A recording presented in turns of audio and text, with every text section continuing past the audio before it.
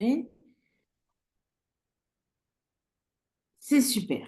Let's go. Alors, j'ai voulu partager avec vous autour de cette série que j'aime énormément.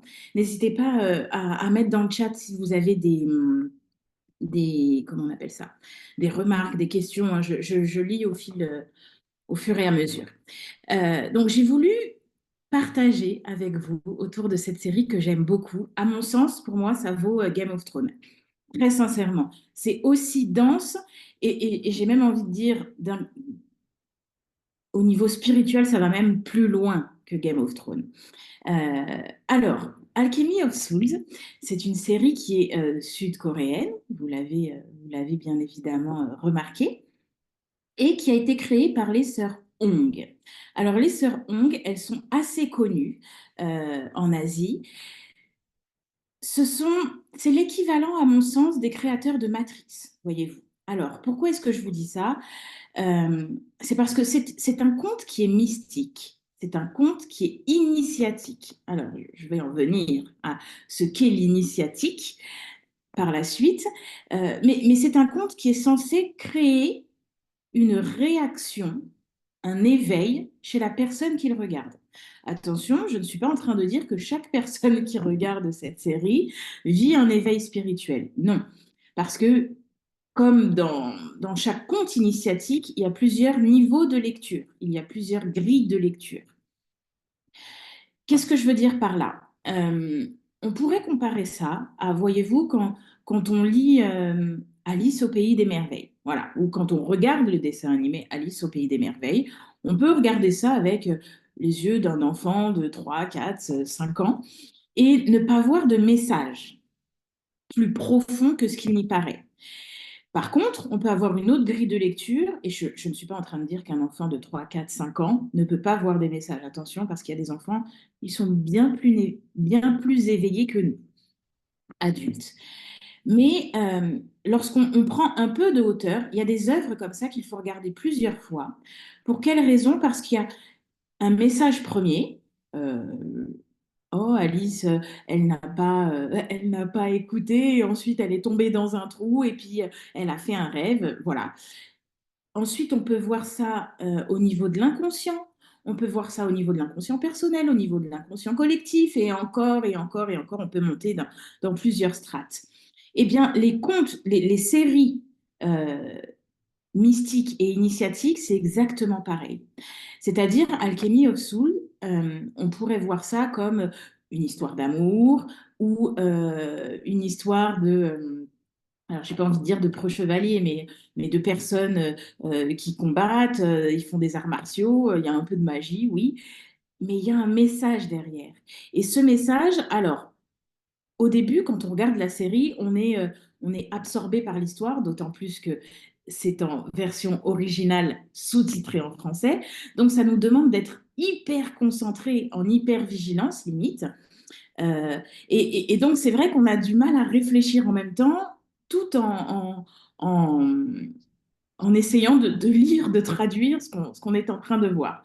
Donc, parfois, il y a des séries qu'il faut voir plusieurs fois. Je vais être honnête avec vous, je crois que j'en suis à c'est la troisième fois que je visionne cette série. Et il y a des épisodes sur lesquels je reviens parfois parce que il me manque un petit truc. Il y a quelque chose qui ne s'est pas imbriqué. Donc voilà, c'est une série que j'aime beaucoup et qui, à mon sens, n'est pas assez connue en France. Et je trouve ça bien dommage parce que en France, on manque de cette vision initiatique et spirituelle des, des, des choses de la vie. Voilà. Et je trouve que cette série est pleine de messages. D'ailleurs, je veux bien que vous mettiez dans le chat comment vous percevez le nombre d'épisodes que vous avez vus. Est-ce que ça vous a plu? Est-ce que ça vous a parlé? Est-ce qu'il y a des trucs que vous avez qui se sont imbriqués pour vous? Est-ce qu'il y a des zones de questionnement? Je veux bien que vous alimentiez notre échange à travers vos écrits. Donc, ça a été créé par les sœurs Hong. Et les sœurs Hong, laissez-moi vous dire qu'à mon sens, bien qu'on n'ait pas tellement de matière à mieux les connaître en Occident, mais à mon sens, ce sont des initiés. Alors, venons-en à ce qu'est un initié. Un initié, c'est quelqu'un qui a été formé, éveillé et j'ai envie de dire testé par la vie dans le domaine spirituel, qui a été, j'ai envie de dire, formé à tout ce qui peut être secret de la vie, euh, mystère de la vie, plus que secret, mystère de la vie. Et donc, qui perçoit, qui arrive à faire le pont entre le domaine matériel et le domaine spirituel. Et ça, c'est quelque chose qui, d'autant plus en Occident, dans les temps dans lesquels nous vivons, n'est pas très fréquent. C'est quelque chose qui n'est pas mis en avant parce qu'on vit quand même dans une société qui est et capitaliste et patriarcale et très, comment dire ça, très élitiste. C'est-à-dire, il y a des mystères qui sont réservés à ce qu'on pourrait appeler des élites. Alors que avant, ce n'était pas forcément le cas. Oui, des élites étaient initiées à des arts ésotériques, à des arts mystérieux. Attention, je ne suis pas en train de parler forcément de magie, mais à des sciences qui pouvaient être mystérieuses. Mais il y avait aussi chez le commun des mortels que nous sommes, dans ce qu'on pouvait appeler la plèbe, des gens qui étaient aussi initiés, ce qu'on appelait les compagnons, il fut un temps, d'accord? Et d'ailleurs, il fut un temps, même en Occident, il y avait ce qu'on appelait les sociétés de compagnonnage. Je ne sais pas si vous savez ce que c'est. Les sociétés de compagnonnage, elles étaient présentes même dans les arts et métiers. C'est-à-dire, il y avait des sociétés de compagnonnage, par exemple, chez les ouvriers du bâtiment. Il y avait des sociétés de compagnonnage chez les boulangers. Voyez-vous, c'était ceux à qui on délivrait après qu'ils aient fait leur preuve, hein, on délivrait des mystères concernant l'art qu'ils exerçaient. Alors, imaginons que ce soit pour les ouvriers du bâtiment qui étaient vraiment talentueux, qui s'étaient mis, entre guillemets, sous la coupe de quelqu'un qui est plus haut, qui est formé, qui est initié, eh bien, ils restaient auprès de cet initié-là qui leur transmettait les messages. Et là, maintenant, nous allons introduire justement comment ça se manifeste dans Alchemy of Souls. Alors, je lis en même temps. Hello, j'ai vu toute la saison et ça a cristallisé énormément de principes spirituels qui me paraissaient abstraits auparavant. Des choses que je vivais mais que je n'avais pas encore conscientisées ou mises en mots. Oui, cela existe toujours sous le nom de compagnons du devoir. Tout à fait. Sauf que les compagnons du devoir, euh, c'est beaucoup plus présent, d'ailleurs, en campagne qu'en ville. En ville, c'est très, j'ai envie de dire, c'est très opacifié. On ne voit pas trop et généralement, on est quelque peu approché parce qu'on connaît un tel qui connaît un tel qui connaît un tel et qui dit ah, ben ici, tu allais là. Alors que dans les campagnes, bon, généralement, hein, il y a des arts qui sont quelque peu familiaux. Avant, c'était très fréquent que dans une famille, par exemple, de boulanger, on est boulanger de père en fils. Mais c'est de moins en moins fréquent. Regardez, sur les enseignes même de boulangerie, euh, granger de père en fils, boulanger de père en fils, on en voit de moins en moins. Et donc, ça montre que ce devoir de transmission qui auparavant était très fréquent, l'est de moins en moins. Ça tend à disparaître. Aujourd'hui, et c'est pas une mauvaise chose en soi, on est dans un monde d'individualité et du coup, nous étions dans un monde d'individualité, et du coup, chacun aspire à ses propres projets, à ses propres rêves, nourrit ses propres projets, et se détache quelque peu de ce qui peut être de l'ordre du communautaire, du familial, etc.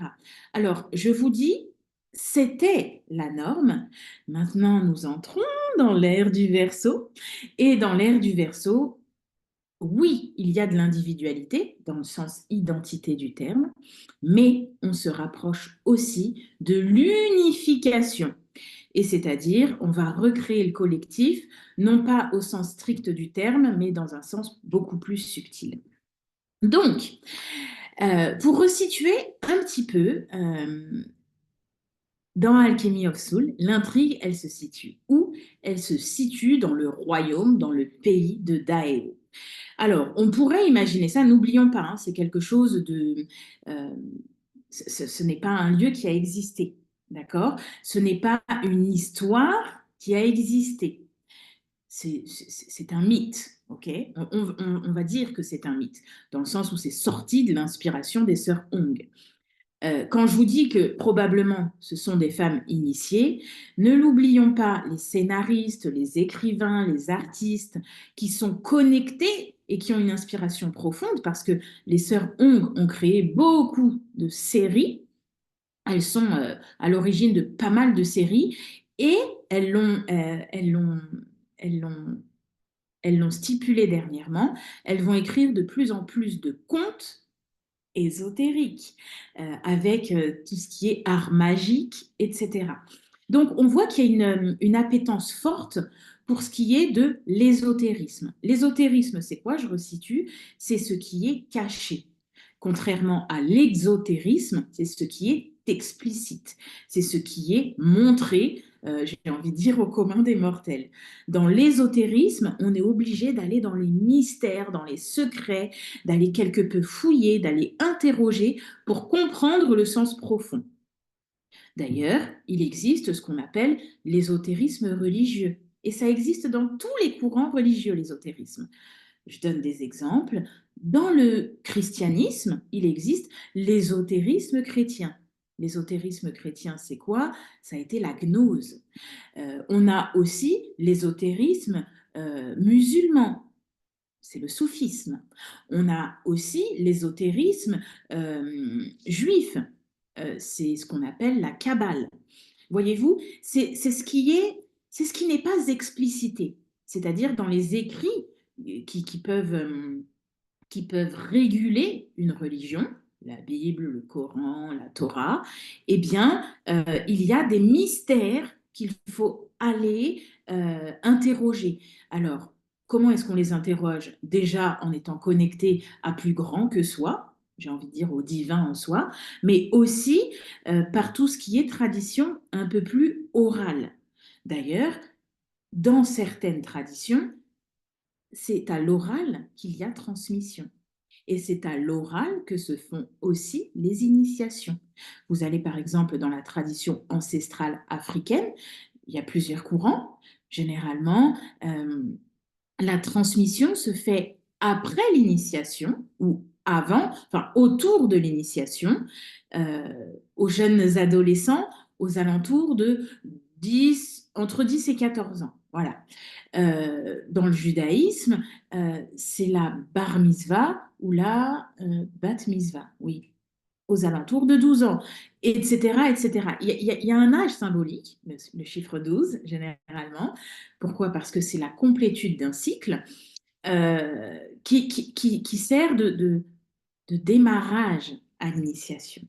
Alors, qu'est-ce que l'initiation? C'est le fait d'être formé, d'avoir cette transmission de choses ésotériques, des mystères. Et là, dans cette intrigue, dans Alchemy of Souls, on nous parle de qui? De Jang-Hook et de Mudoke. Alors, dans la saison 1, on va l'appeler Mudoke. Mais vous verrez que dans la saison 2, ça va évoluer. Mais c'est deux, deux personnes physiques, deux âmes qui sont appelées à s'éveiller. Et l'éveil, c'est quoi? L'éveil, c'est de devenir qui l'on est. Je reviens au contexte de notre histoire, Alchemy of Soul. On est dans le pays de Daeo. Et dans le pays de Daeo, c'est comme dans le monde de façon générale, voyez-vous. Il y a ce qu'on pourrait appeler, et c'est pas péjoratif ce que je veux dire, mais c'est bien pour resituer, la plèbe. La plèbe, c'est quoi? C'est le commun des mortels. C'est le monde qui ne perçoit pas forcément d'ailleurs euh, les mystères de la vie, mais qui vit. Ils commercent, ils achètent, Ils ont des maisons, ils se marient, ils ont des enfants, ils vont à l'école, etc. C'est la vie normale, la vie séculaire. OK? On est dans le royaume de Daéo, et donc dans le royaume de Daéo, il y a un roi. Et le roi, vous le voyez dans la saison 1, d'ailleurs on voit deux rois dans la saison 1. Celui d'avant la naissance de Jang-wook et celui d'après sa naissance, le roi actuel.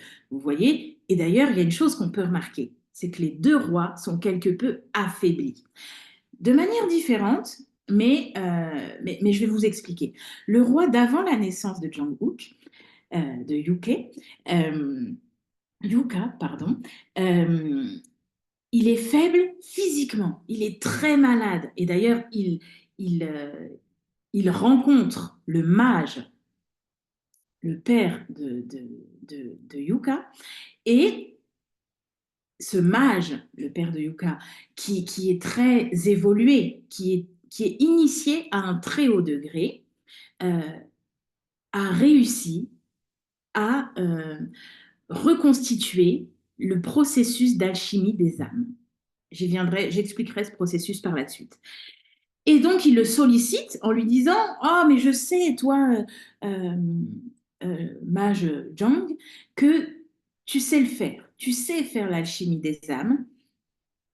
Et j'aimerais que tu m'aides justement à sortir de mon corps, à avoir un corps en meilleure santé avant que je ne meure, avant que mon corps ne s'éteigne.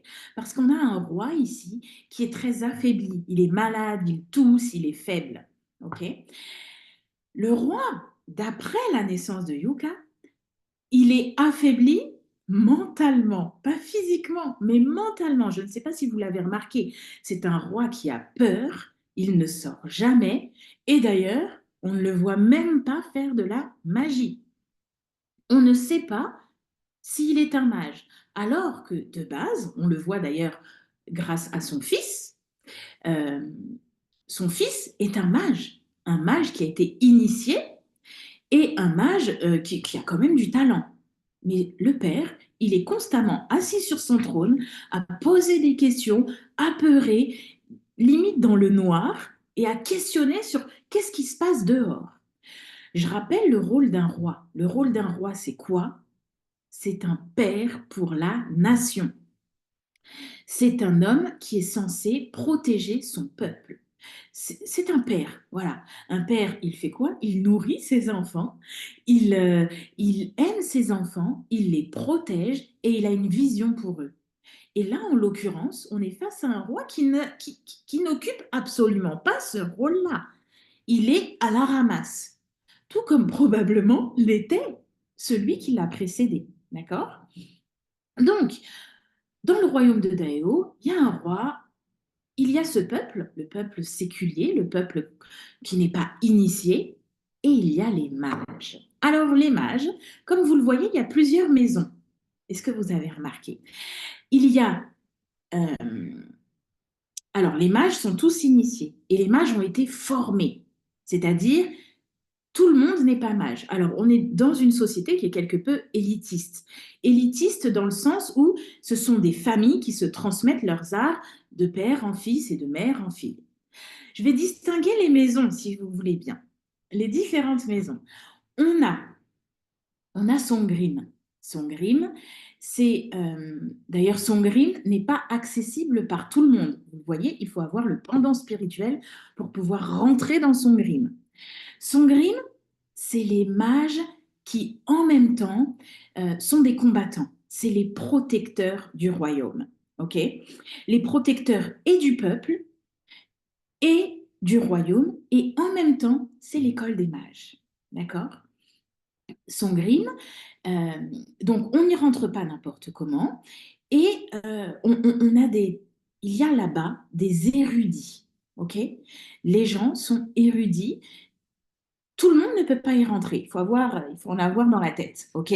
Ils étudient des livres, ils étudient les différents arts euh, religieux et ésotériques.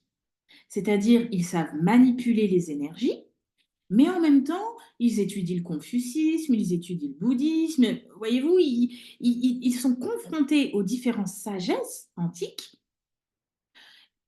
et sont appelés à manipuler les énergies. On a d'autres maisons. Il y a le Jin-Yo-Un, euh, qui est géré par la maison des djinns. Les djinns se transmettent leur sagesse et leurs arts de mère en fille. Ce sont les prêtresses. Alors, on en vient aux prêtresses. C'est très intéressant. Moi, j'ai adoré cet aspect, le fait que le féminin ait été mis en valeur dans l'ésotérisme.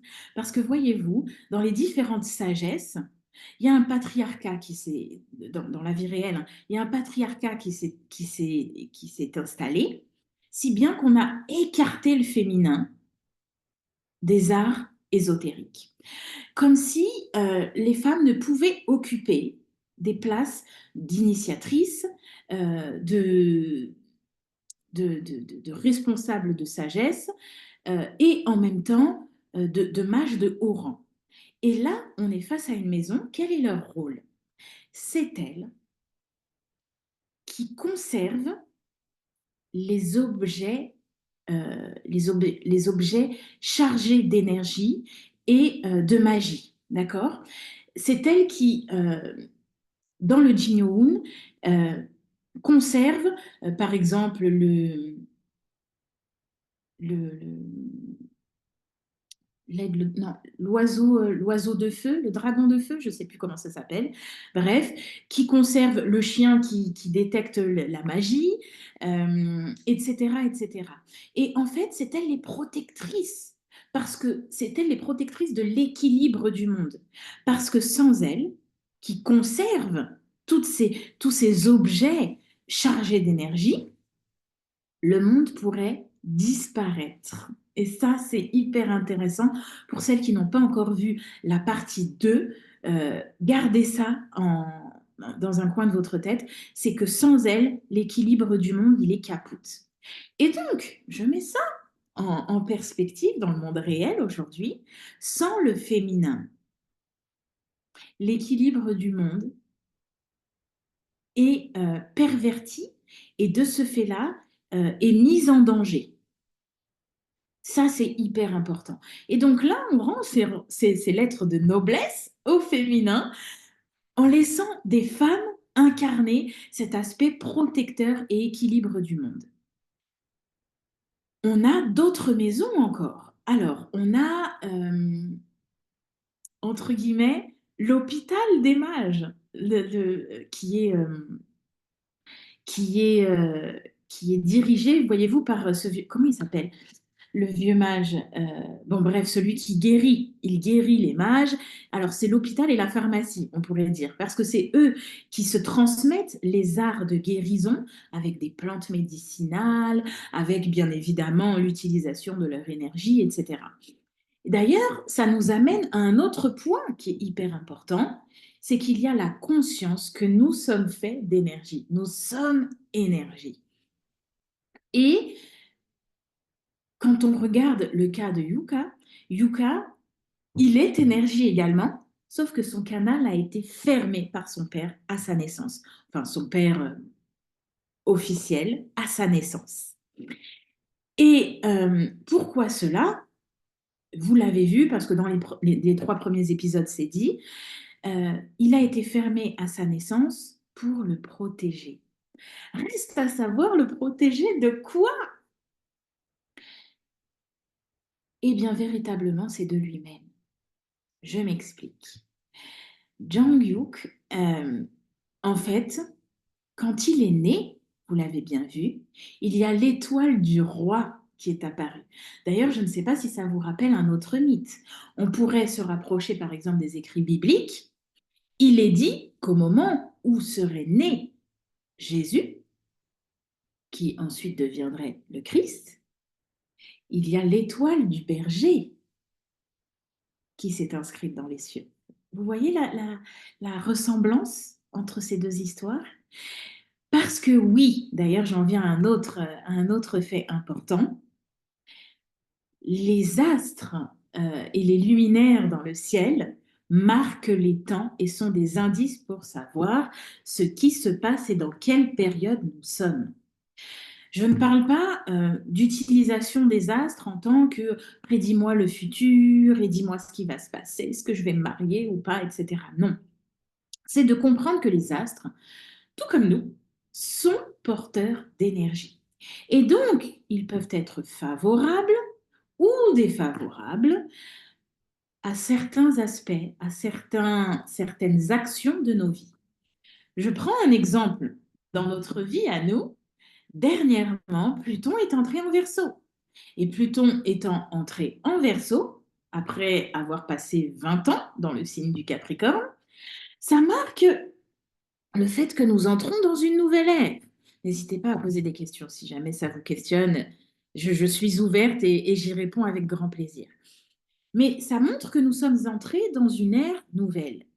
Et donc, quand on regarde, alors le Verseau, c'est quoi comme énergie? Le Capricorne, c'est quoi comme énergie? On peut comprendre ce vers quoi notre civilisation, au sens large du terme, est en train de se tourner. Quand on analyse l'histoire, on voit qu'il y a eu plusieurs civilisations, on voit qu'il y a eu plusieurs ères, et que toutes n'ont pas été porteuses du même message.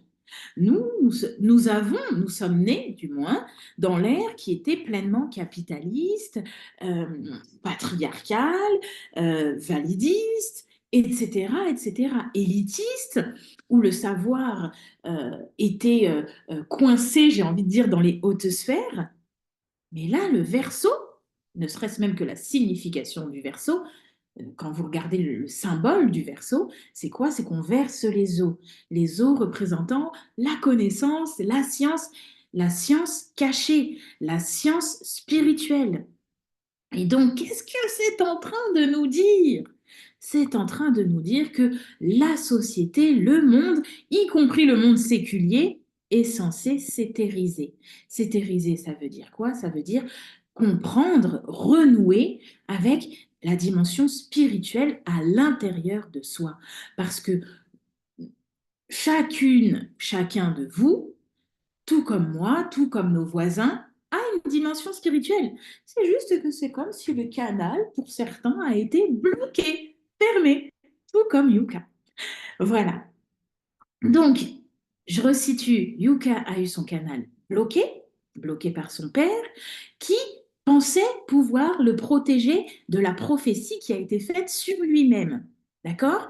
C'est-à-dire, euh, chacun de nous est censé incarner quelque chose sur cette terre.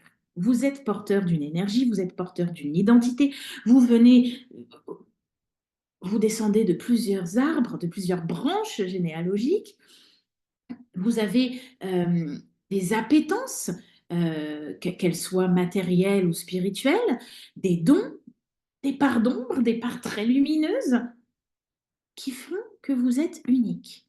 Et parce que vous êtes unique, il y a quelque chose que vous êtes censé incarner sur cette terre que nul autre ne peut incarner. Voyez-vous, l'étoile du roi, ça n'est que Yuka. Personne d'autre.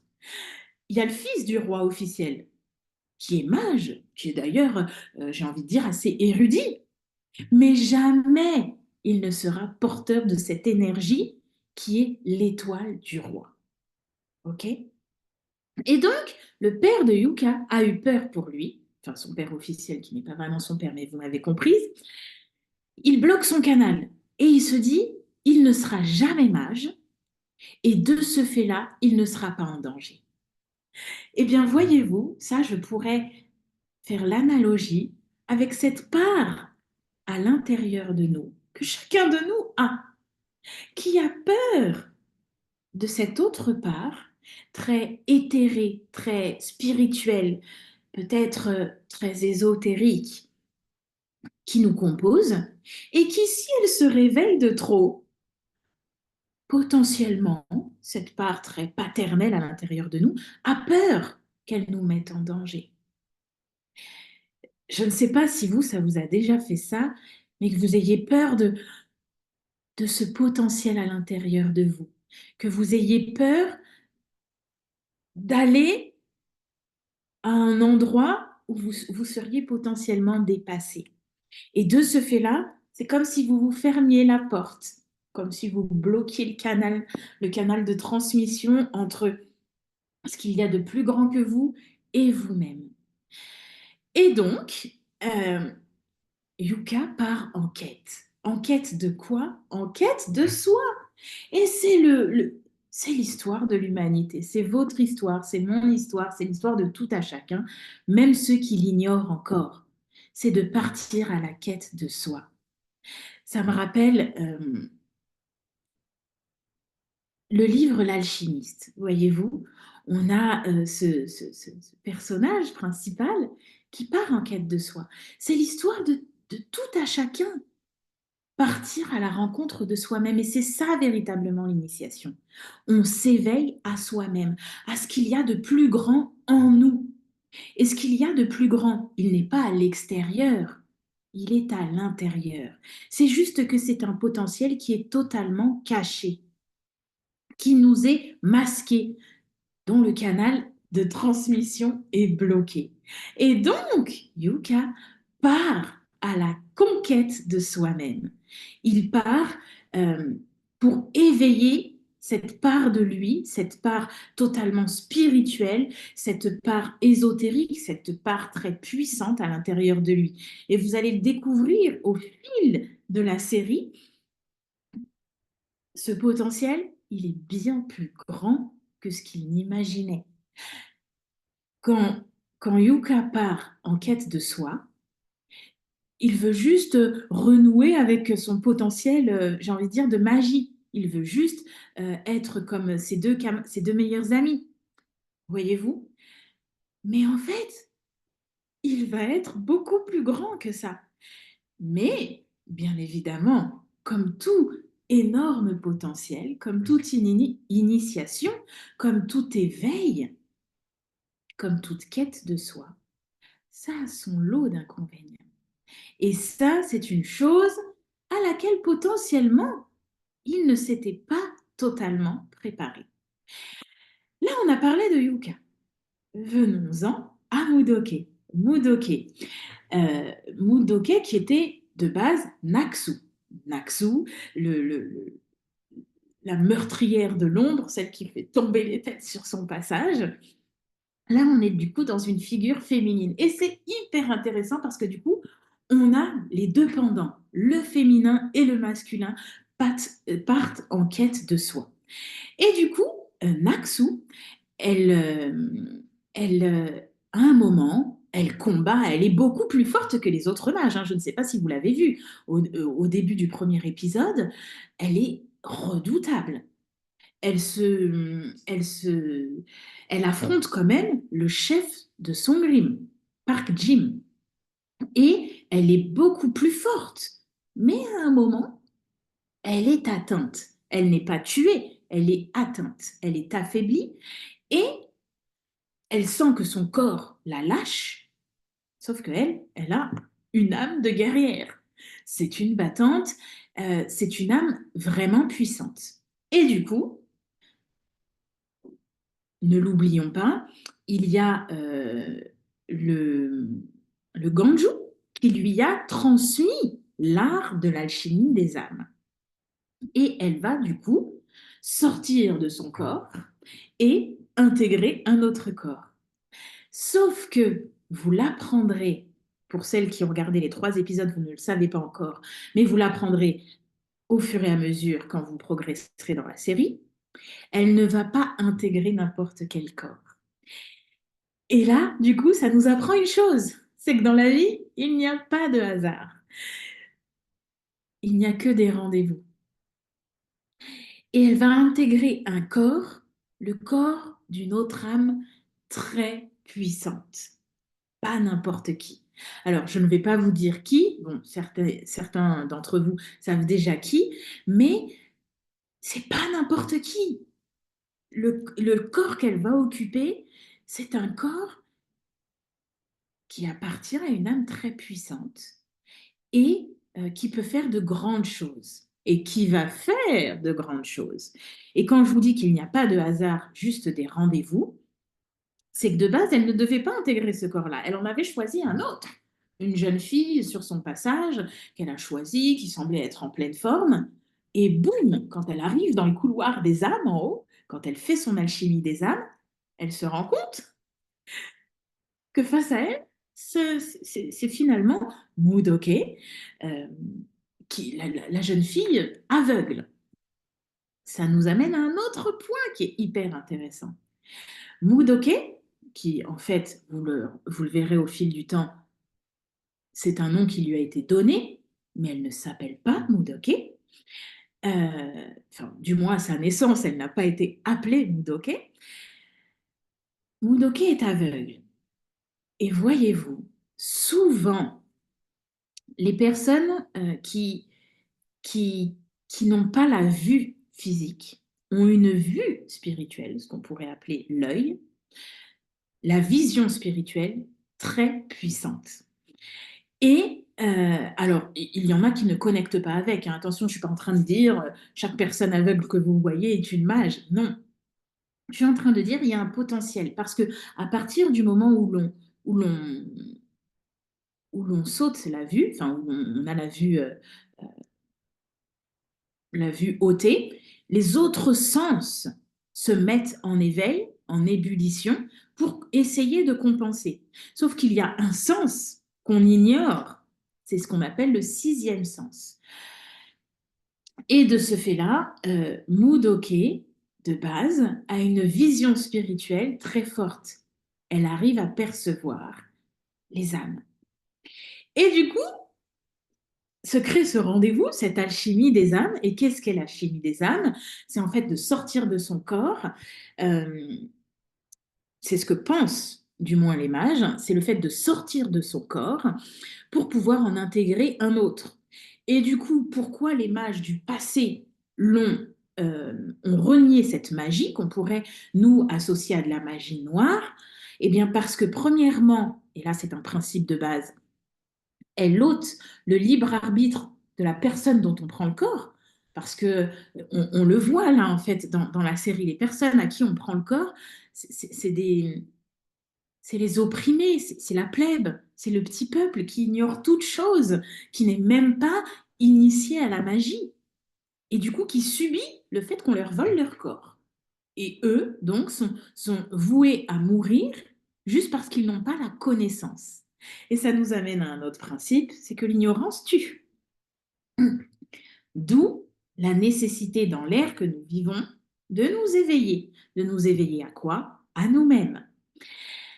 Si vous avez des questions, vraiment, n'hésitez pas. Je regarde un peu au fil du temps. La naissance de Jung Yuk me fait penser à la naissance d'Arthur. Mais oui! Et puis, et c'est le cas d'autres mythes. On pourrait prendre euh, on prend l'exemple un peu, par exemple, d'Harry Potter. Harry Potter, il y a un peu des faits similaires. C'est pas les mêmes histoires, mais il y a toujours cette histoire de naissance compliquée. Vous prenez Game of Thrones. Game of Thrones, comment s'appelle-t-il? À Winterfell, le bâtard, là, façon de parler, Jon Snow. C'est aussi la même histoire. On est toujours dans, dans une naissance compliquée, c'est-à-dire c'est comme si tout se mettait en, en action pour contrecarrer la réalisation de soi. Et c'est vraiment ça. C'est-à-dire, il y a plein de faits dans nos vies, parfois, qui nous éloignent de qui nous sommes véritablement. Mais n'oublions pas un principe de base, c'est que, et en même temps, il y a des choses, des forces contraires qui se mettent en action contre notre réalisation de nous-mêmes, mais en même temps, l'univers conspire à une seule chose, c'est à ce que vous vous éveillez à vous-même. Donc voilà, d'où le fait quand même d'être d'être en alerte, d'être en écoute de ce qui se passe autour de nous pour pouvoir être enseigné par les symboles, les synchronicités, pour comprendre ce qui est en train de se jouer. Et vraiment, j'insiste sur une chose, c'est que vous, c'est l'histoire de votre vie, c'est l'histoire de la vie de tout le monde. Nous sommes tous à notre, chacun à son échelle, mais nous sommes tous appelés à nous éveiller à soi avec un grand S majuscule, c'est-à-dire de comprendre le potentiel infini, spirituel, divin, appelez ça comme vous voulez, qui est en nous. Et de ce fait-là, la naissance de Jung-Yuk, euh, qui est d'ailleurs inscrit dans les astres, nous enseigne sur le fait que nous aussi, au moment où nous nous sommes incarnés, d'où le fait intéressant aussi de connaître sa carte du ciel, parce que vous avez une carte du ciel. Vous êtes né à un certain endroit, un certain jour, à une certaine heure, euh, etc., etc. Et ça crée votre carte du ciel que vous pouvez créer vous-même et essayer de décrypter quelque peu pour comprendre quels sont les potentiels que vous avez à l'intérieur de vous, quelles sont vos parts d'ombre, quelles sont vos faiblesses, parce que c'est les éléments sur lesquels vous devrez être vigilant pour pouvoir vous éveiller et vous déployer et rayonner tel que vous êtes. Et donc Mudoke, elle, pareil, sa naissance, quand même, enfin, sa tendre enfance n'a pas été tendre pour le coup, puisqu'elle a vu ses deux parents et toute sa maison, c'est-à-dire les domestiques, tous ceux qui étaient au service, périr. Et elle a vu, il me semble que c'est Park Jim et le père de Yuka qui ont tué son père. Et vous comprendrez par la suite pourquoi, parce que son père n'avait pas... Ok, Giovanna. Euh, à bientôt. Parce que son père, en tout cas, n'avait pas un rôle anodin dans ce monde. Ok? C'est-à-dire, son père gérait la maison de l'astrologie. Je n'ai plus le nom exact de cette maison-là, mais il était le mage qui analysait les cieux. Et c'est celui, du coup, qui a vu l'étoile du roi de Jongyuk. Et de ce fait-là, euh, potentiellement représentait-il un danger? Je ne sais pas. Voilà. Vous le verrez au fur et à mesure. J'en reviens aux différentes maisons. Donc, vous l'avez vu, il y a la maison qui gère tout ce qui est astronomie, astrologie, façon de parler. Pas l'astrologie vulgaire d'aujourd'hui, désolé de dire ça, mais l'astrologie de bas étage qui dit est-ce que je vais rencontrer quelqu'un ou pas? Non, c'est pas ça le but. Le but, c'est vraiment la réalisation de soi. Et une autre maison, euh, c'est la maison, enfin, c'est pas tellement une maison, mais c'est celle qui est associée à la maison du roi. C'est celle qui gère la protection du roi. Et d'ailleurs, c'est là où il y a le Ganju, oui, je crois que c'est ça, le Ganju, qui lui est en charge de souffler à l'oreille du roi. D'ailleurs, avez-vous vu qui est cet homme-là? Il est le demi-frère de la grande prêtresse du Jin Youn, donc de la maison Jin, mais il est le demi-frère, c'est-à-dire il n'est pas le réceptacle de l'énergie des prêtresses du Jin Youn. Il est, entre guillemets, le bâtard, désolé de dire ça, mais le bâtard du père Jin. Sauf que dans la maison des Jin, c'est les femmes qui comptent. C'est marrant, moi j'aime bien ce genre de maison. Et, euh, et donc, il est totalement dénigré et exclu de la maison des djinns.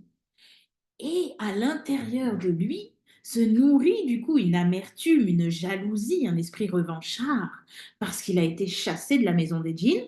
Et qui l'a pris sous son aile? Eh bien, c'est le père de Yuka dans le passé.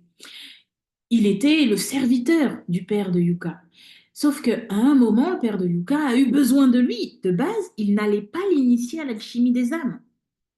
Mais c'est parce qu'il était coincé dans le corps du roi malade, sur le point de mourir, qu'il a dû faire appel à à ce serviteur-là. Et ce serviteur s'en est servi à mauvais escient. Ça nous amène à un autre concept ultra important. C'est que dans l'initiation, il y a un principe de base. Un, une étape qui est fondamentale, c'est la guérison des cœurs. Quand on est initié, si on arrive avec un cœur noir, un cœur rempli de blessures, et on vit tous des blessures, mais si l'on arrive avec un cœur rempli de blessures, d'amertume, de colère, de tristesse ou qu'est-ce que je sais d'autre, eh bien, cette énergie, cette initiation, cette magie, ces arts ésotériques, on va s'en servir pour faire le mal. De base, le père de Yuka avait saisi qu'il avait fait une erreur en pratiquant l'alchimie des âmes. C'est-à-dire, il n'avait vraiment pas de mauvaises intentions. Il en avait plutôt de bonnes.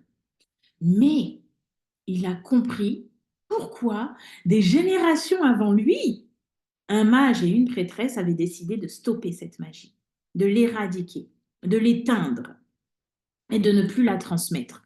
Parce que ça mettait en danger l'équilibre du monde.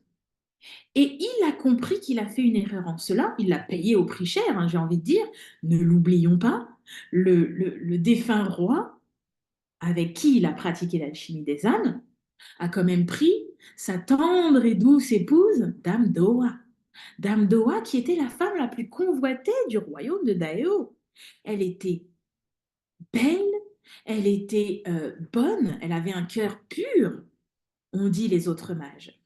Et le père de Jang-Yuk n'était pas le seul à être euh, élevé, je préfère le terme élevé en amour que tomber amoureux, à être en amour pour Dame Doa. Et donc, le roi, jaloux et voulant perpétrer une descendance, lui a volé sa femme, celle qu'il convoitait. D'accord. Euh, Généralement, un roi, il est toujours accompagné d'une femme, hein. Ne l'oublions pas, il est toujours marié. Un roi règne avec son pendant féminin. Pourquoi n'a-t-il pas pris sa femme s'il en avait une? Il a été prendre Dame Doa. C'est pas anodin. Bon, en même temps, il n'y a pas de hasard. Il n'y a que des rendez-vous, on l'a déjà dit. Et du coup, il prend Dame Doa, donc on voit là que le père de Yuka le paye au prix fort. Et puisqu'il le paye au prix fort, il comprend qu'en fait, cette magie, il faut l'arrêter. Et donc, il essaye, tant bien que mal, avant de partir, de mettre cette magie en sommeil. Sauf que il a initié le demi-frère Jin avec son cœur noir, rempli d'amertume, qui lui l'a transformé en quelque chose de sombre, d'obscur, de totalement élitiste. Parce que ce que va faire euh, ce mage-là, le mage Jin, c'est que lui, il va l'utiliser pour les élites en prenant les âmes, les corps, pardon, des séculiers, des jeunes. Il va voler littéralement des corps. Alors, Naxou a été initiée par un maître qui a joué sur ses blessures et son esprit de vengeance pour faire d'elle une assassine. Il a joué sur la noirceur de son corps, de son cœur à ce moment-là. Tout à fait, Fiona. C'est exactement ça. C'est qu'en fait, c'est d'où l'importance, je vous dis, au moment de l'initiation, d'abord de procéder à la guérison des cœurs, à l'éveil à ses propres blessures. Parce que voyez-vous, il y a des personnes, on vit tous des blessures, d'accord? On a tous vécu soit des blessures, soit des traumas. Et si ces choses inconscientes ne sont pas remontées à la conscience, si on ne les voit pas en face, le problème, c'est qu'elles vont diriger nos pas. Alors que nous sommes appelés à guérir ces parts de nous, ces parts blessées. Et du coup, si Naxou avait été apaisée, guérie, si même elle avait compris réellement ce qui s'était joué lors de la mort de ses propres parents, elle n'aurait pas été une assassine. Si l'initiateur, le maître de Naxou, donc le demi-frère Jin, lui-même avait guéri ses parts blessées d'enfants rejetés, abandonnés, etc., méprisés, peut-être qu'il n'aurait pas utilisé l'alchimie des âmes à mauvais escient. Si, et vous allez le voir au fur et à mesure, ne l'oublions pas, il a fait des choses graves. On a la reine du royaume de Daéo, qui elle-même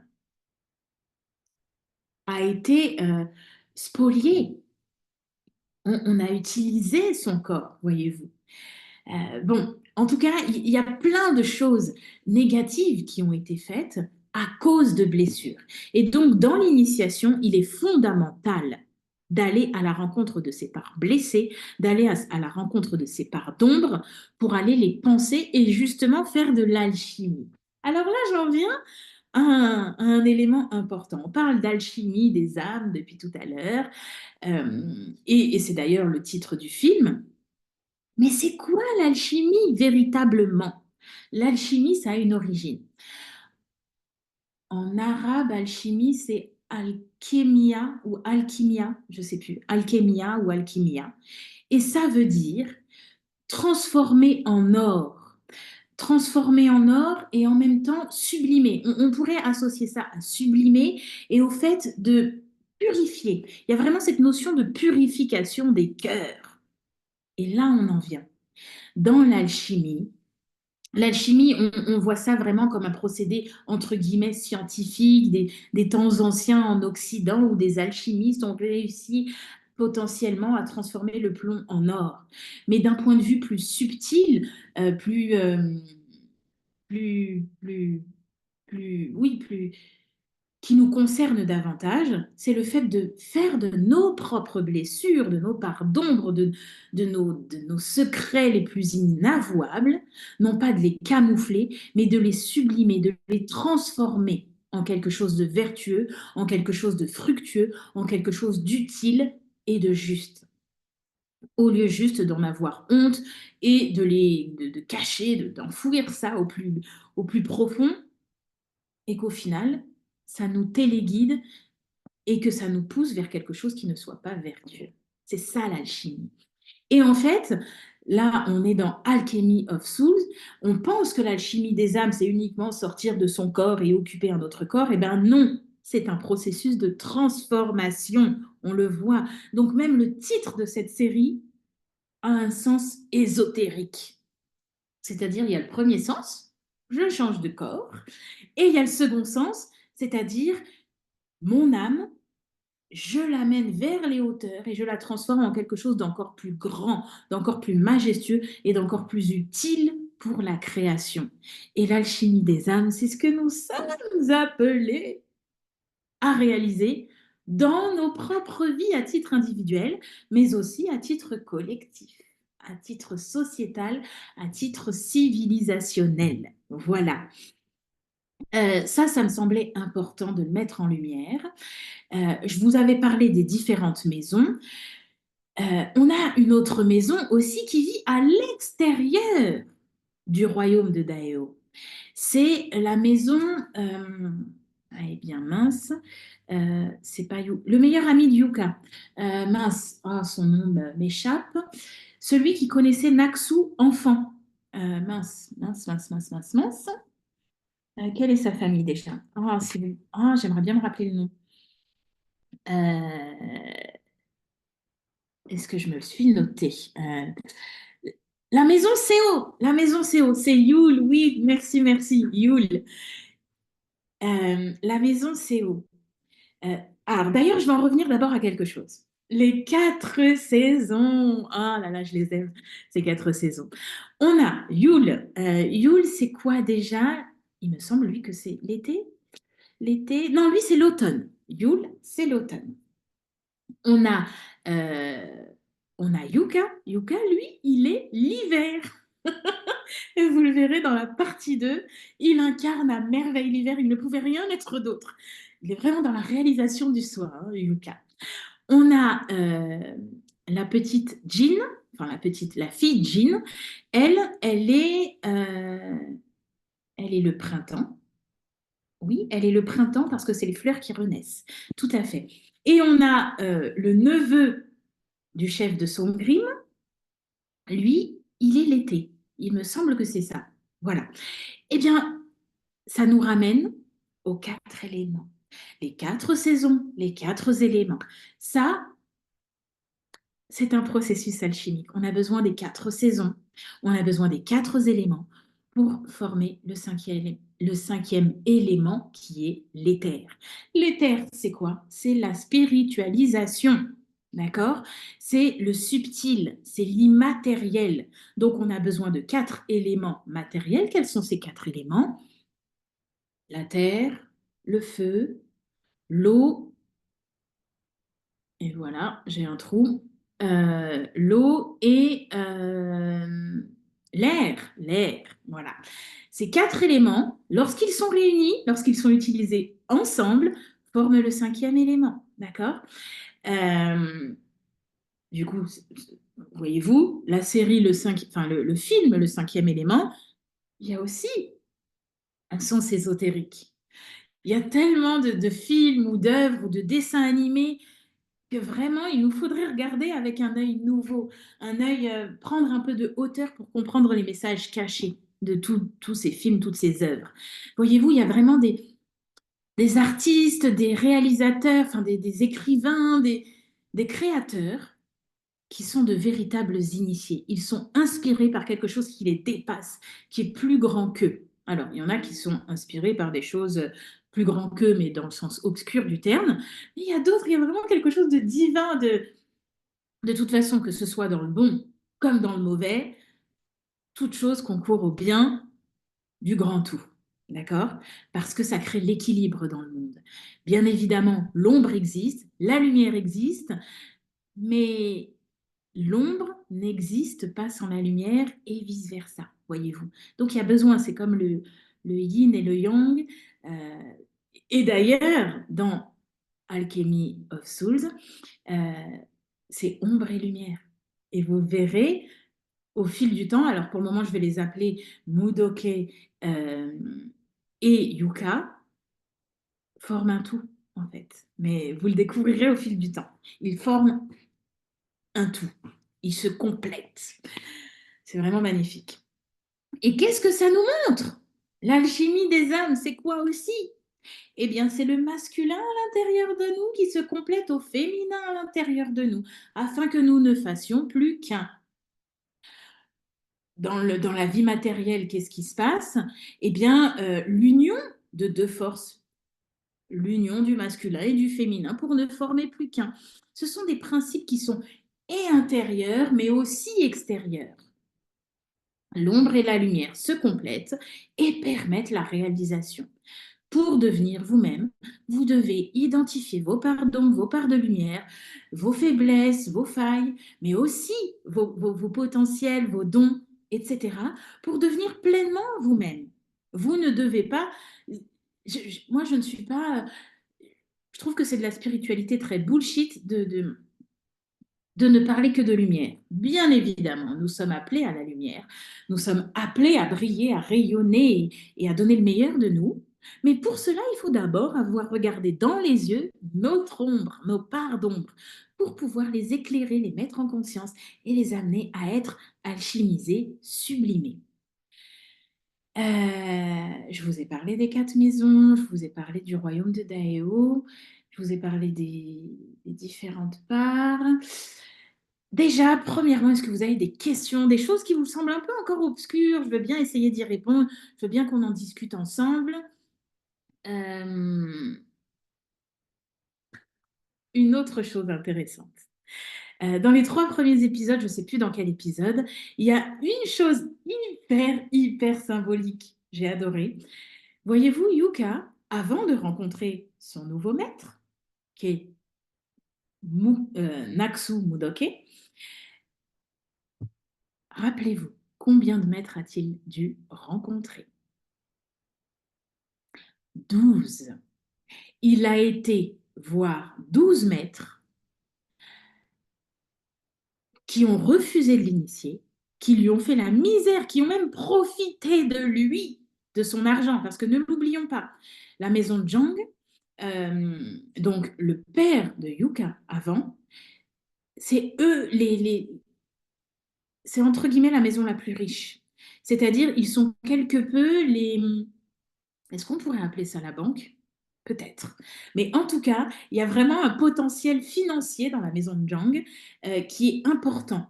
D'ailleurs, Yuka le dit très bien à son dernier maître qu'il renvoie. Il dit je suis un très bon tenancier.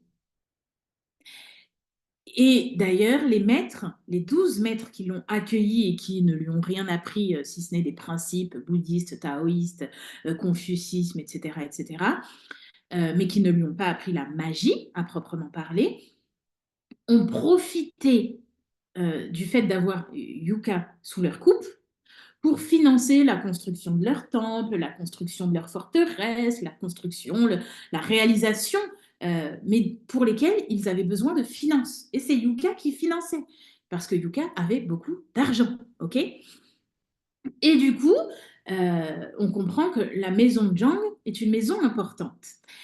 Et il a eu 12 maîtres auparavant. Eh bien, ça nous amène au symbolisme du chiffre 12.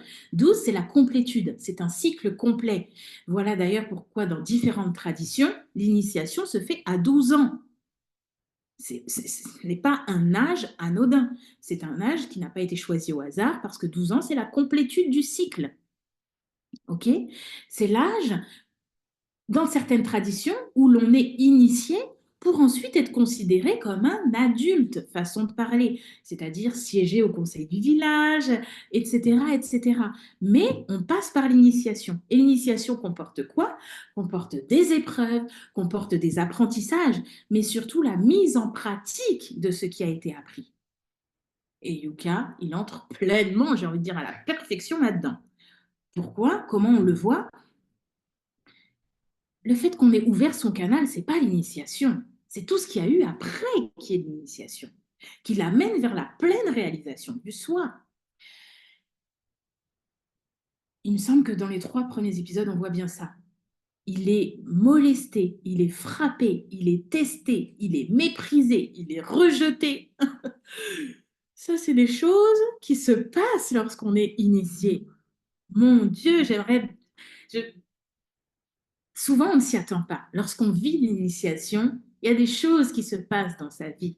C'est-à-dire, on n'en sort pas indemne.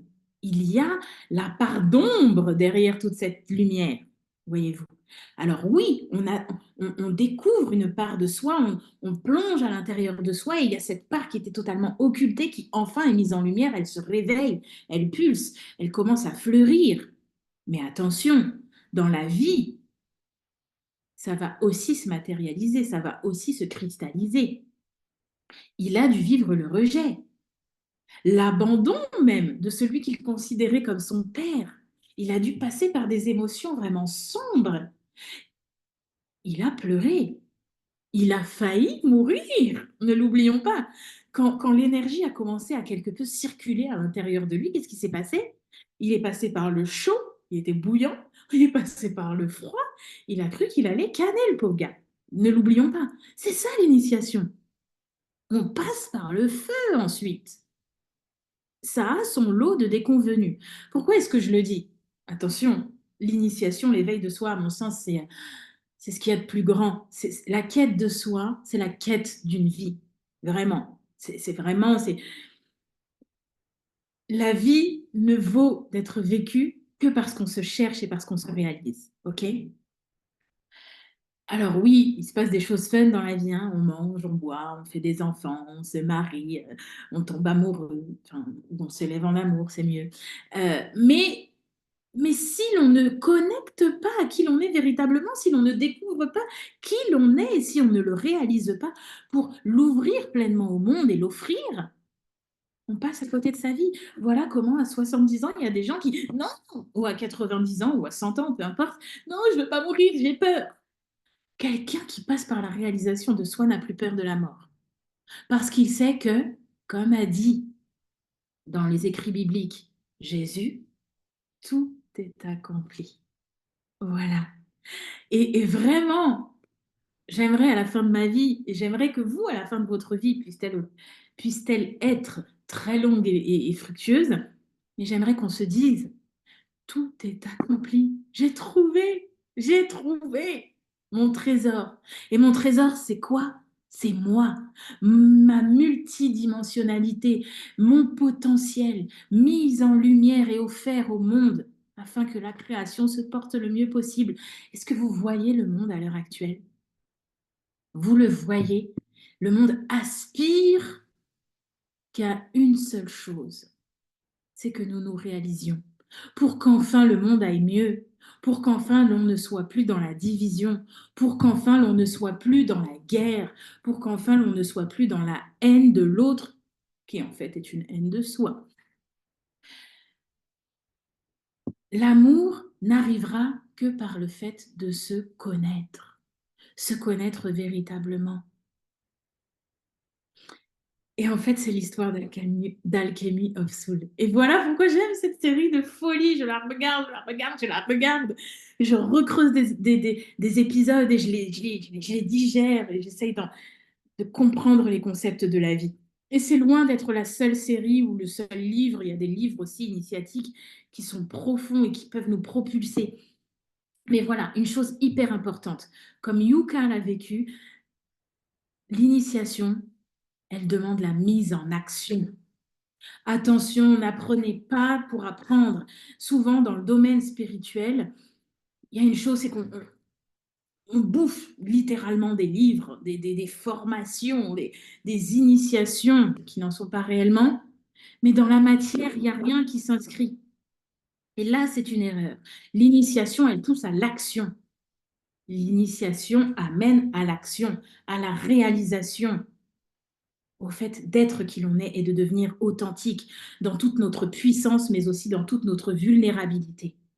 Et vraiment, moi, ça m'a beaucoup enseigné, ça m'a beaucoup accompagné parce que j'ai traversé des initiations, j'ai traversé plusieurs éveils de moi-même et, et ça m'a aidé, ça m'a conforté dans ah, je ne suis pas seule. Et je sais que je suis loin d'être seule, on est plein dans le monde et peut-être vous aussi, vous en avez vécu. Mais voilà, l'initiation, il y a cette part de mystère qui nous amène à la complétude. Je lis votre question. Rien à voir avec la série. Est-ce que le cycle féminin en 4 phases peut être mis en relation avec les éléments de l'alchimie? Ah, j'aime ce genre de questions. Oui, oui, oui, oui. 4, le chiffre 4. Tu peux déjà regarder, Léna, la symbolique du chiffre 4. Vois-tu le chiffre 4? Tu peux l'imaginer. J'essaye de te symboliser pour que ça te parle. Le chiffre 4, tu peux l'imaginer comme une chaise à 4 pieds qui te permet du coup d'être assise. Donc on est dans une certaine complétude, dans une certaine réalisation. Le 4, c'est la réalisation, vois-tu. Donc oui, bien évidemment que tu peux l'associer. Voilà pourquoi je dis que les sœurs Hong sont des initiées, à mon sens. Elles utilisent les chiffres, elles utilisent les symboliques, elles utilisent des principes et des mythes fondateurs. Ne l'oublions pas, Jésus, on peut l'associer au mythe d'Horus.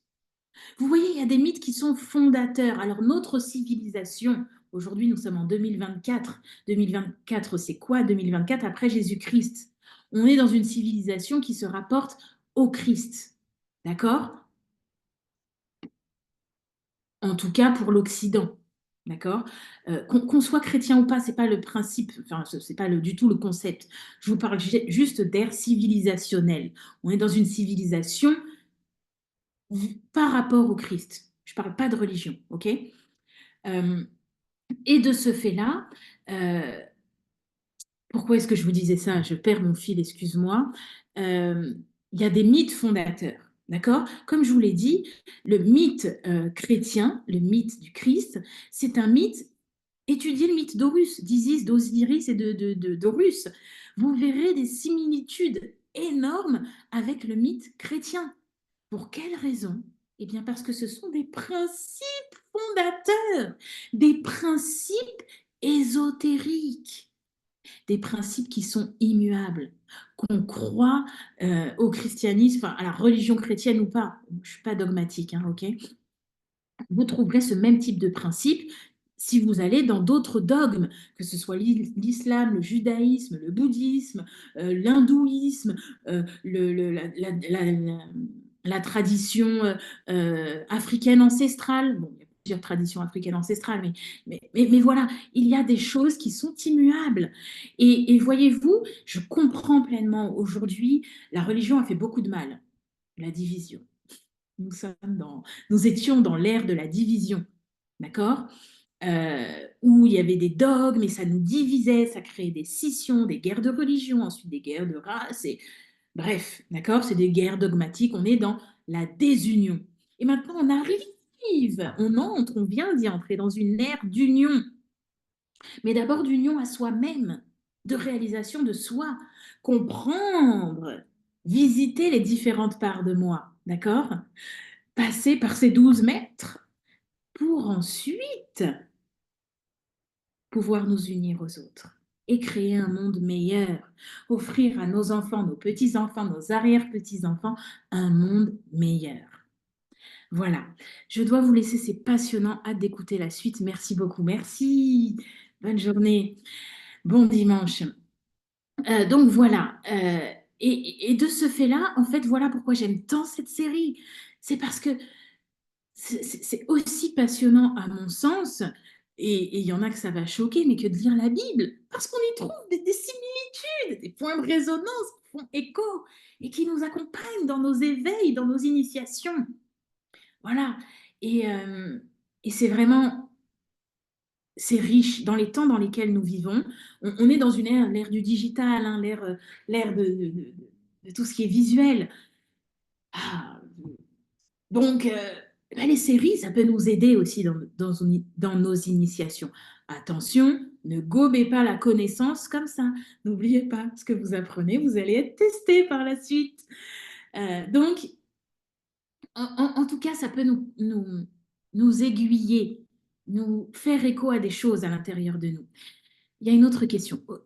Qu'est-ce qui fait qu'aujourd'hui, il y a comme un courant de pensée cinématographique ou du moins visuel qui tend vers la diffusion de messages un peu ésotériques? Je pense aux Marvel versus les Superman et consorts, ou encore les séries comme Lucifer, etc. Je ne sais pas si je suis claire. Ta question elle est très claire. Elle me parle beaucoup. Et justement, euh, avez-vous déjà vu sur Netflix Sandman? Sandman. Ou alors il y avait l'autre série qui a d'ailleurs été arrêtée, qui nous parle des dieux grecs. Oh, je ne sais plus, bref. Pourquoi? Eh bien parce que nous entrons dans l'ère du Verseau, l'ère de l'éthérisation, l'ère de l'unification, l'ère de la réalisation. C'est-à-dire que nous entrons dans une ère où les choses seront de moins en moins cachées. Dans le bon comme dans le mauvais sens du terme, hein. Vous le voyez, il y a des chaos. Oui, merci, merci, merci Magali. Euh, il- Nous entrons dans une ère où les choses sont révélées. Il y a des scandales à l'heure actuelle, des scandales qu'il fut un temps, dans l'ère capitaliste, validiste, élitiste, patriarcale, etc., ils ne pouvaient pas être révélés. Ce qui se faisait dans les ténèbres, dans les hautes sphères, restait dans les hautes sphères et restait impuni. C'est terminé. C'est terminé. Nous sommes entrés dans une ère où les choses vont être vues, où les choses vont être entendues, où les choses vont être connues. C'est l'ère de l'éthérisation, l'ère du Verseau, dans laquelle nous sommes entrés. C'est parti. Et cette ère, elle s'accompagne. Elle s'accompagne, c'est-à-dire, elle demande de l'authenticité. Authenticité envers soi-même déjà. Accepter qui nous sommes, connaître qui nous sommes. Et c'est là que le bas blesse. Beaucoup de gens ne se connaissent pas. Ils se cantonnent au personnage, à qui ils semblent être. C'est-à-dire, je m'appelle Daniel et je me cantonne à je suis Daniel, j'ai 40 ans, j'ai 3 enfants, etc., etc. Non, non, non, non, non, non, c'est terminé cette ère-là. Je suis Daniel, là, ici devant vous, dans la chair. Mais je suis une âme, un esprit avant toute chose. Et ça, c'est bien plus grand.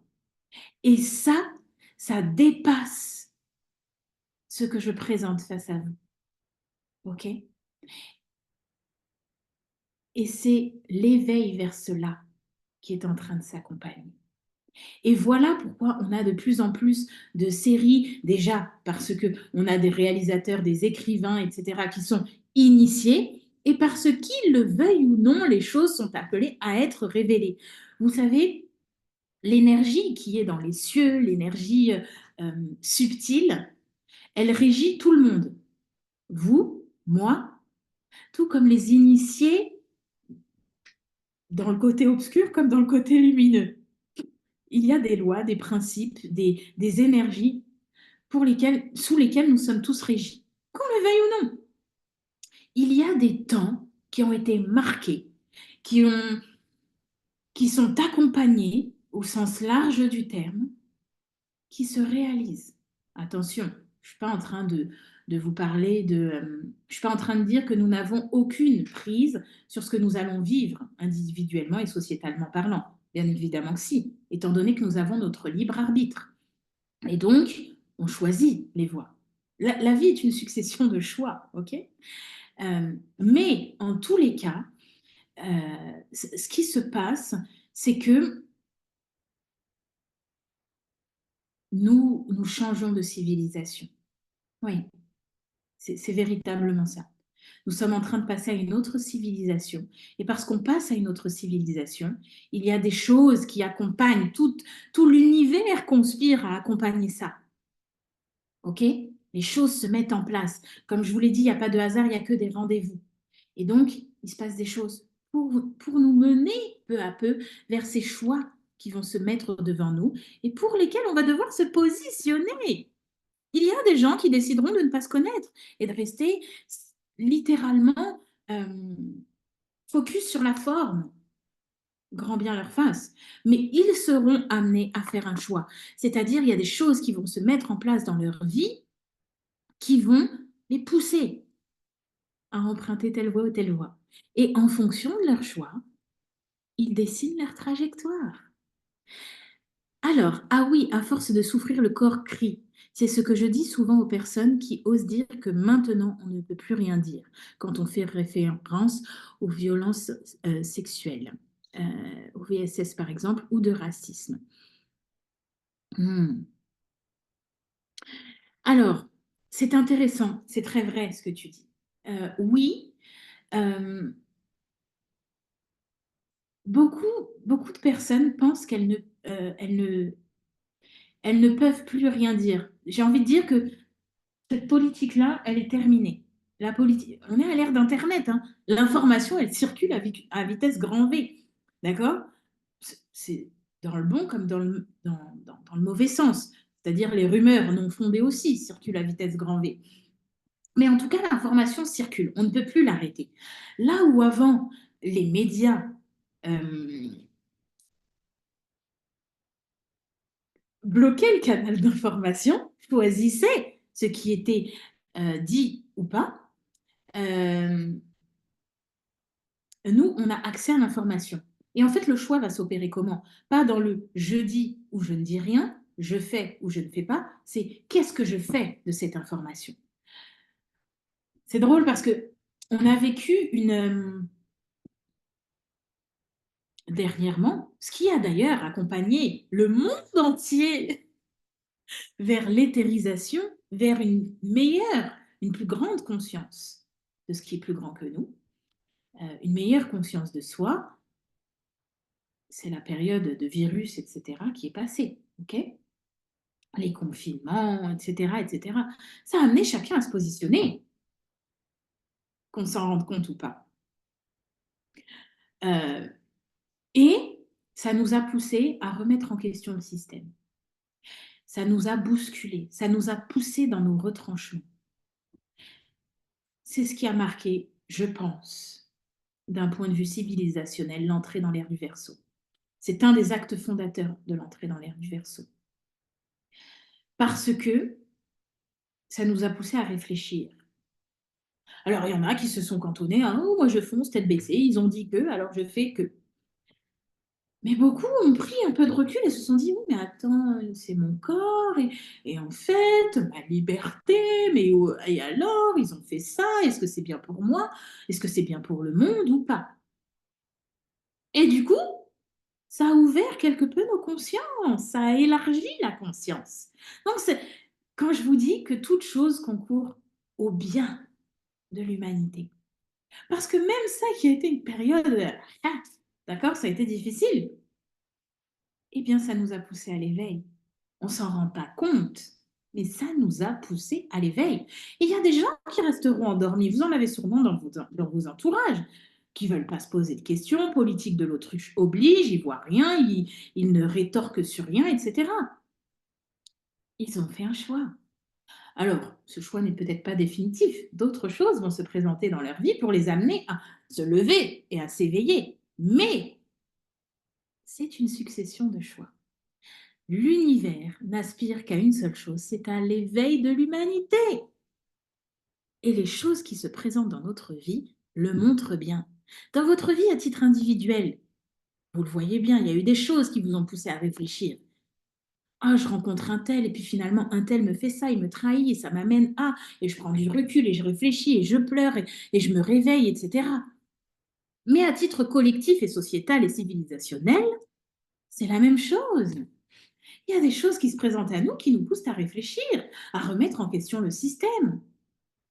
On a besoin bien souvent d'être bousculé pour prendre du recul, pour méditer, pour décider. C'est ça la vie. Et Alchemy of Soul nous montre cela.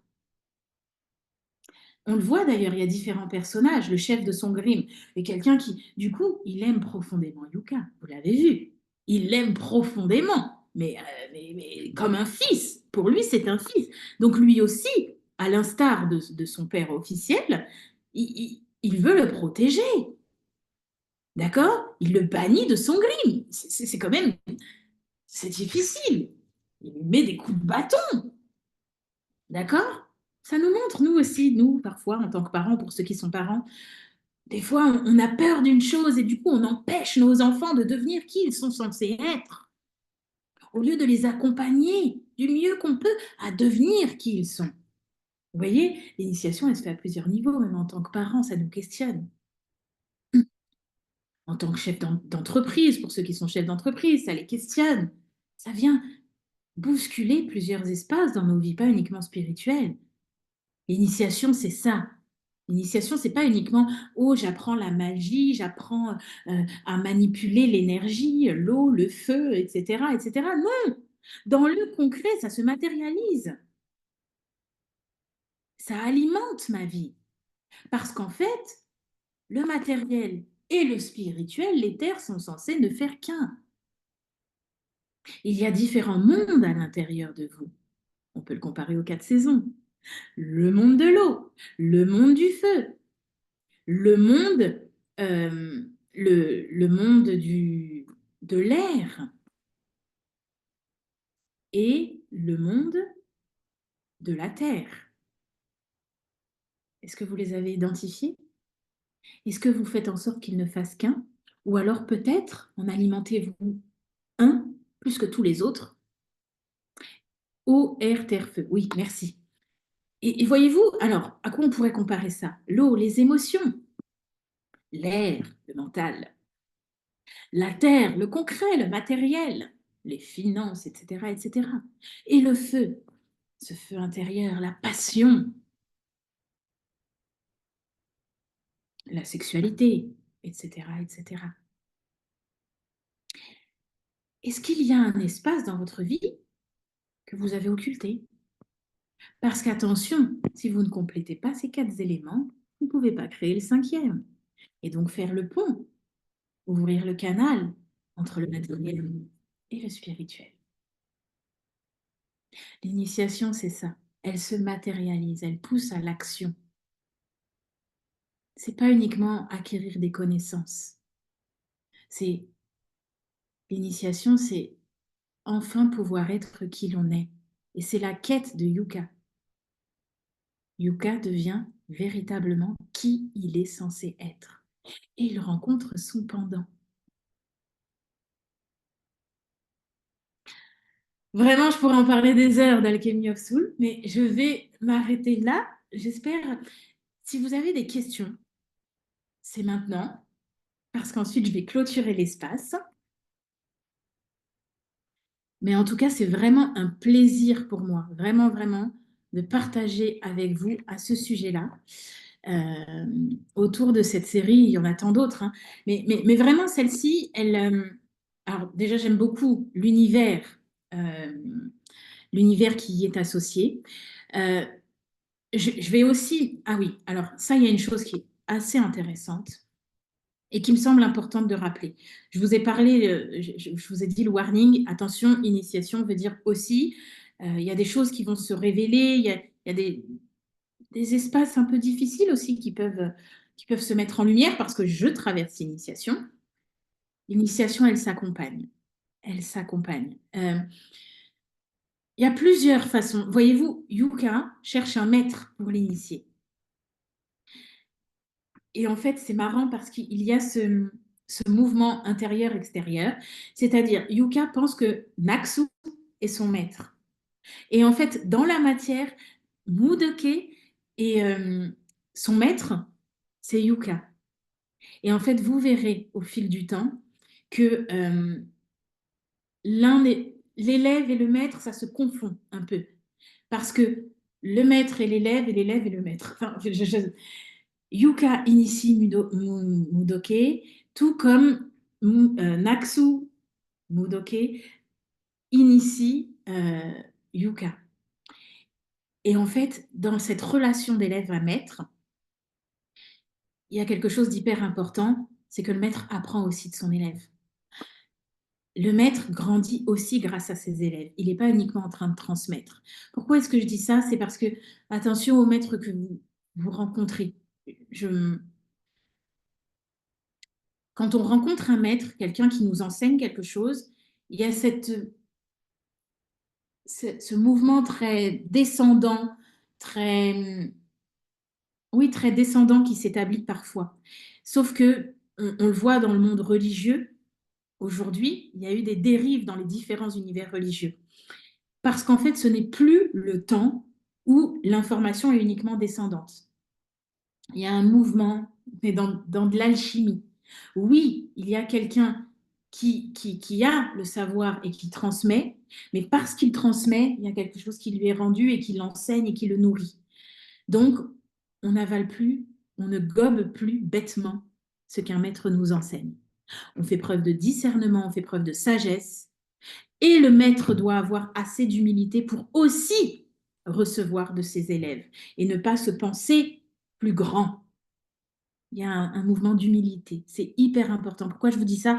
Parce que quand on cherche l'initiation, bien souvent, on, on se met en position oui, maître, façon de parler, hein, attention. Euh, et on ne remet pas en question. Remettez en question. Questionnez le monde, y compris ce que vous recevez comme info. Est-ce que ça résonne à l'intérieur de moi? Est-ce que ça me paraît juste? Et d'autant plus, ce que vous apprenez aujourd'hui va tendre à s'alchimiser au fil du temps et se transformer. Et ça ne veut pas dire que ce que le maître vous a appris il y a 10 ans, il y a 5 ans, ou ce que vous croyez il y a 3 ans était faux. C'est simplement que c'était un palier. Et bien souvent, on n'a pas un seul maître dans sa vie. Façon de parler, j'aime pas le mot maître, mais bref, initiateur dans sa vie. On en a plusieurs. Parce que son plus grand maître, c'est Bibi, c'est soi-même. C'est cet être supérieur à l'intérieur de moi. On cherche souvent à l'extérieur ce qui est en soi. Celui qui accompagne, il vient juste accompagner, réveiller ce qui est déjà présent en vous. Vous n'êtes pas appelé à être la copie du maître. Vous êtes appelé à être vous-même. Et donc, il y a un espace de liberté qui se crée. Est-ce que c'est clair pour vous? Je regarderai plus réveillée. C'est juste que les épisodes sont tellement longs et denses que je bloque parfois. Oui, oui, oui, oui. Eh bien, Euh, il y a deux mouvements. Il y a au début, alors le premier épisode, il peut être quelque peu, c'est comme dans Game of Thrones. Je ne sais pas si ça vous a fait, si ça vous a déjà fait ça, si vous avez vu Game of Thrones. Le premier épisode pour moi, c'était au secours. Je dois continuer. Et après, boum, je pouvais les enfiler à la chaîne. Eh ben, Alchemy of Soul, c'est la même chose. Le premier, l'entrée dans la matière, elle est difficile parce que c'est un univers qu'on ne connaît pas. Il y a tellement d'informations, ça doit aller partout. Mais ensuite, waouh, Oui, exactement, on est perdu avec tous les personnages. Je dois vous laisser. Encore merci. Bon dimanche. Merci beaucoup. Eh bien, super. Eh bien, écoutez, moi, si vous n'avez pas de questions, je vous propose qu'on clôture l'espace. Je vous remercie pour votre présence. J'étais ravie de discuter avec vous de tout cela. Je vous souhaite de beaux éveils, de belles initiations. Prenez soin de vous et à bientôt. Voilà, on continue d'échanger et n'hésitez pas à me dire comment ça a résonné pour vous. Vous m'envoyez un message privé, ça me fait toujours plaisir. Bon dimanche! À bientôt! Au revoir, au revoir. Tac.